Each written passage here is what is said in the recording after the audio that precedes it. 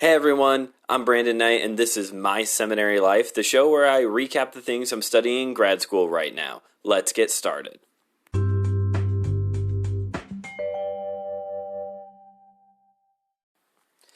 Well, cue up Eric Bischoff's entrance music, because I'm back! We're back, everybody!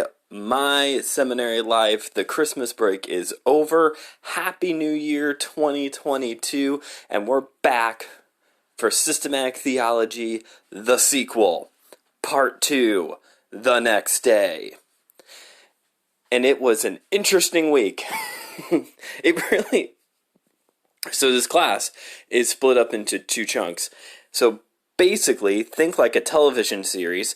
This week was like the mid-season relaunch where we're just going to review everything that just happened in the last season. You know, those episodes where it's like, this happens all the time on CW shows. It happens all the time. It's like the first 40 minutes of the show is just recapping what happened several weeks ago before the break.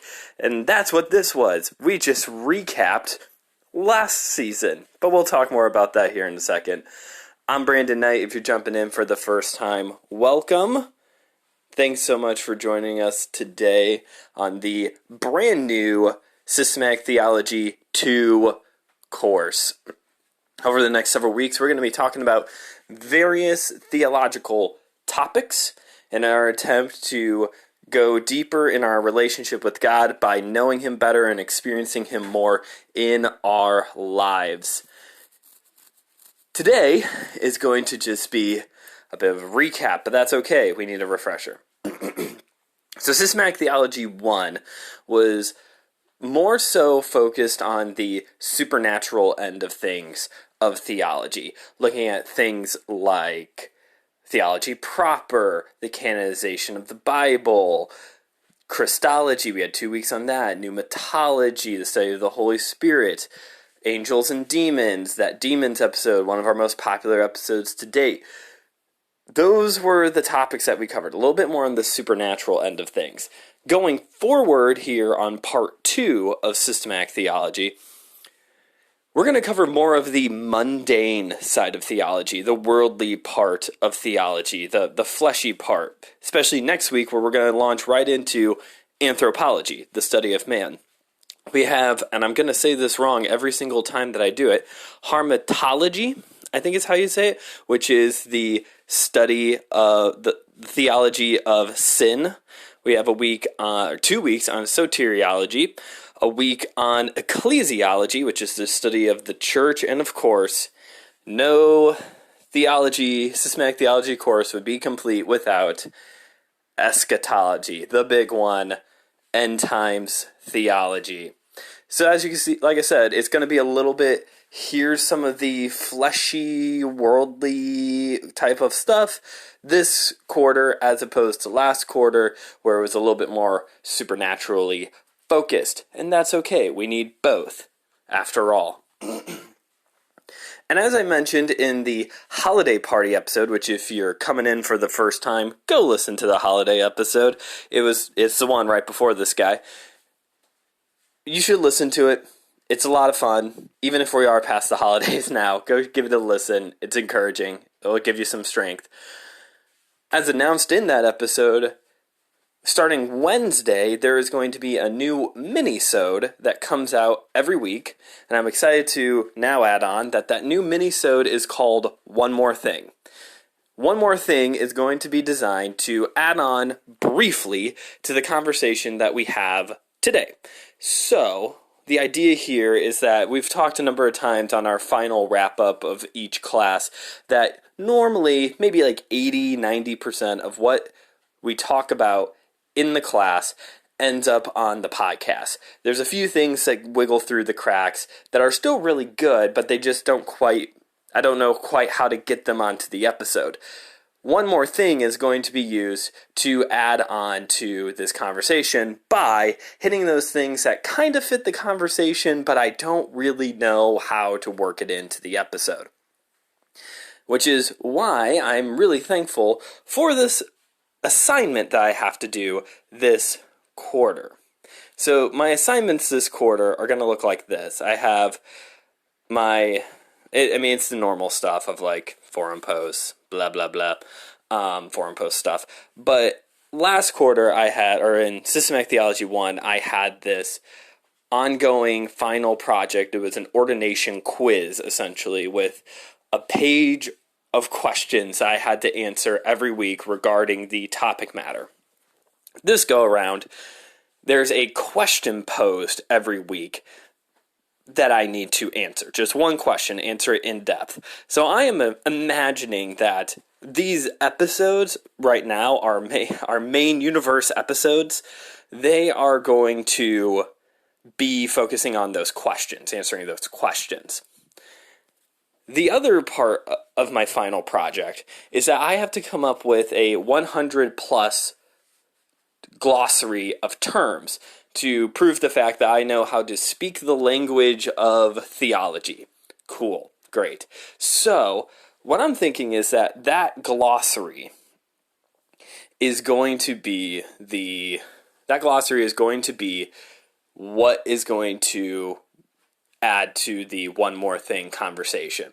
So that way we can have our main episode, talk about this big question, and then on one more thing, we can hit one, maybe two, depending on how time is running, vocab terms to help spruce up our theology, help spruce up our language even. So that way we know what we're talking about better. Again, with the hope that we can know and experience God more in our lives. That is the point we have here at My Seminary Life. So that's going to be good. I'm excited for it. And also, a little tease, we got some guests lined up for future episodes of One More Thing. That's right, One More Thing is also going to be a place where guests can come in. They probably won't be minisodes. Actually, I can guarantee one of the episodes that is going to have a guest will not be a minisode. I can guarantee that much. But that's where we're going to start having some guests as well to help just change up the conversation as well. One More Thing is just there to kind of add to the show, but also to shake things up a little bit. Switch it up. Also, one more thing. Some of you have been asking, what happens after Systematic Theology 2, Brandon? Well, you ready? I hope you're sitting down. Because we'll be talking about ministry administration. Yeah. I'm sure it's going to be helpful. I'm sure it's going to be helpful because ministry administration, it's, I think, one of those things that are like, you kind of learn it as you go type of thing. So it might be helpful to get some tools before going into it. But goodness, I'm bored just talking about this already. Okay, moving on. It's going to be a long quarter. Systematic Theology 2. Like I said, this week was a complete do-over. Not of the entire first class, but of the very first week of Systematic Theology 1. In Systematic Theology 1, we had readings out of, again, Wayne Grudem's Systematic Theology and also Miller J. Erickson's Christian Theology. Those are our textbooks again for this class. I think Alistair McGrath's Christian Theology is also on there. Maybe I'll read it more. I only had to read it like twice last class, so hopefully I'll, have it more in this quarter of studying. But it was all on this topic of what is systematic theology. That was basically the first class that we did, or the very first episode we ran on systematic theology was, what is it? What is this topic of systematic theology? And that's what we did again this week. We had the exact same readings. Our lecture notes to read were shorter, but basically, again, the same lecture notes that we had last time. Trying to think. The forum post, the instructions were, if you took Systematic Theology 1, just copy and paste your answer for this forum post. Cool. I think I added a little bit to it because it said we could, and I had word space, so I added like 3 paragraphs worth of new material to it. But besides that, that was That's basically it. So here's the kicker. I have not listened to the episode, What is Systematic Theology, since it came out. So I don't know what I said. And there was this part of me that just wanted to repost the episode here, and you could just listen to it again. But there's something that in this reading, this second go around of these chapters, that stood out to me that was different, and I don't think I talked about it, but maybe I'm just going to rehash myself here too. Theology is for everybody. That is the big thing I want to go into this quarter and really this year and the rest of my ministry experience, is that theology is for everyone. This is not something that is just reserved for seminary students, pastors, professors, theologians, apologists, podcasters. Like, theology is meant for everyone. That is in the opening paragraph of Wayne Grudem's Systematic Theology. And if you've ever seen that book, it is a thick, chunky book. But he writes in there that this book is for all believers. Any believer is supposed to go and pick up a copy of Systematic Theology and sit down and read it at their leisure to learn more about God. This is not an exclusive thing. Kind of going back to discipleship methods a little bit, there are no tiers, as in, like, buildings. There are no tiers, there are no levels of Christianity. This is for everybody. I already came across that quote I liked from Erickson in his book again of, Christianity is a movement of people towards Christ. That's what we're doing here. And we study systematic theology.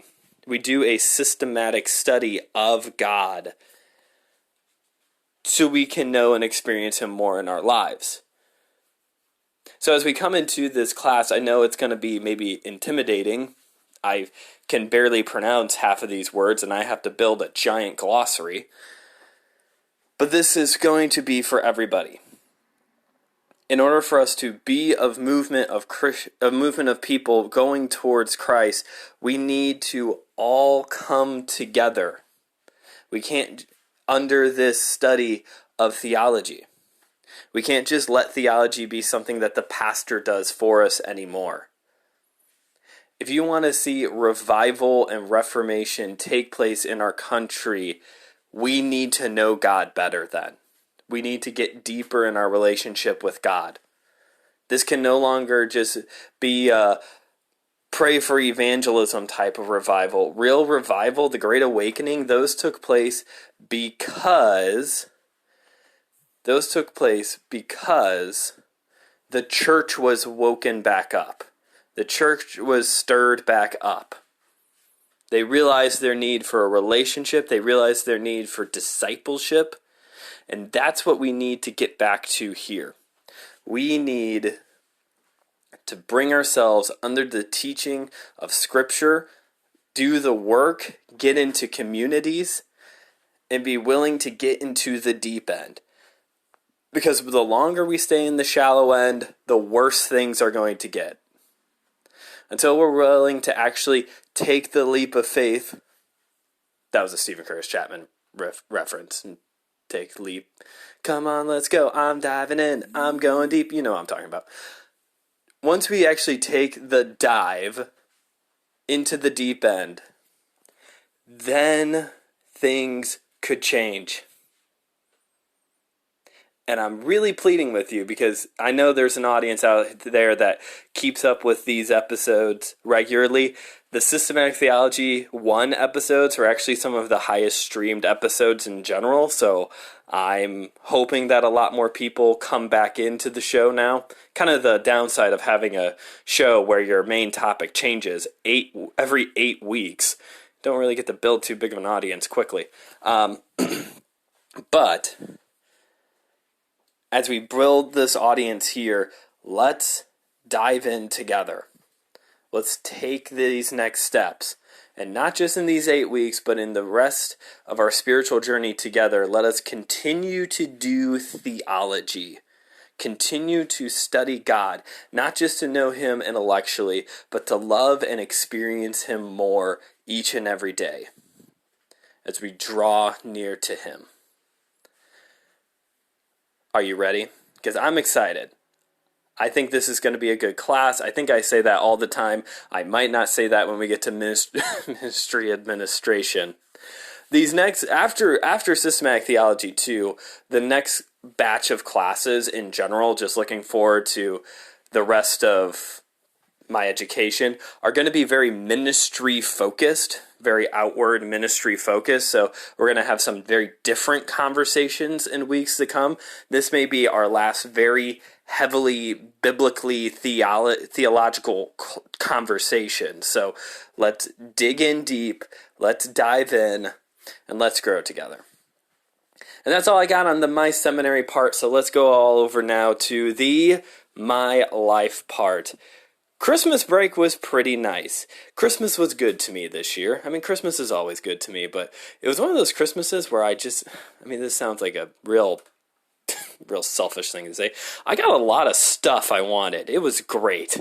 I got a lot of great presents, including, I posted this one on the MSL Instagram. I think it was just on Instagram. I don't think I posted it on Facebook. Claire got me a vintage book on archaeology. I was doing research on the author, and he's passed away now, but he's like a renowned Egyptologist who's studied hieroglyphics. He's written a book on Aramaic. It's like all these really unique biblical archaeology books out there that this author has worked on. And I think I'm amassing slowly a small pile of books that are going to be used at some point here on the show for our own fake courses that we occasionally run. And I think I'm going to put that one in the pile, and we're going to do a class on archaeology at some point. That will be fun. Looking forward to that. Christmas or New Year's right there at the end of the year was nice. I made my debut on Kingdom on the Road, which is a new podcast ran by Joe from Systematic Geekology, my buddy Joe over at Systematic Geekology. It's a panel show of a bunch of other Christian podcasters getting together to talk about, conversations that don't normally happen on Christian podcasts. Maybe that's a good way to put it. Like, we're addressing the elephant in the room in each episode, I guess is the best way to describe it. They go live on Saturday nights with my schedule. I might not be there as often as I would like to be, but I will be back at different points. So be looking for that. Kingdom on the Road. But that was a lot of fun, getting to meet these people. New Year's Eve itself was a good time of just a movie marathon. That's what we do New Year's Eve, just movie marathons. Here you go. Santa Claus Conquers the Martians and Shang-Chi, and it's a lot of fun. It's a good way to stay up because you're engaged in the story. Preached at a brand new church the very first Sunday of the new year out in Michigan City, which meant we got to spend the night at my grandparents' house, which is added on to the fun of the whole weekend.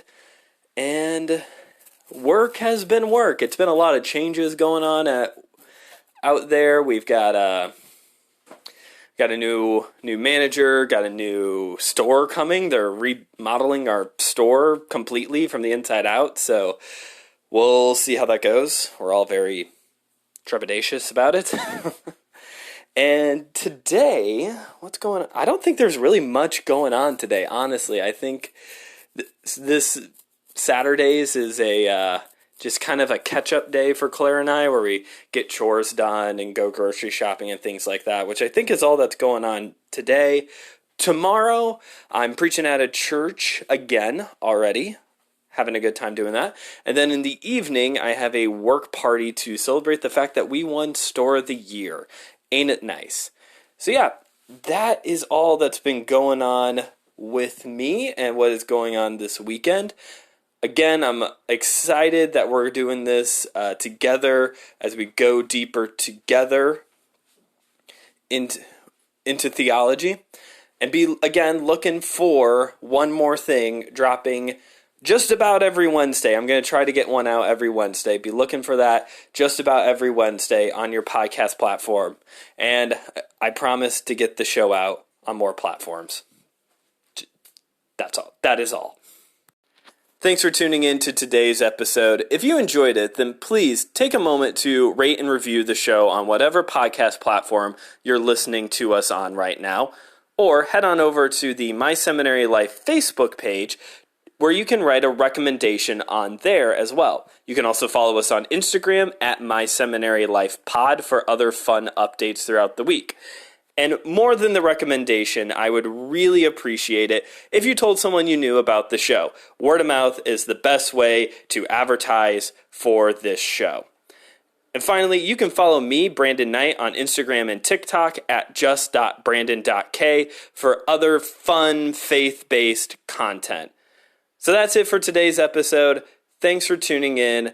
I'm Brandon Knight. Keep on studying.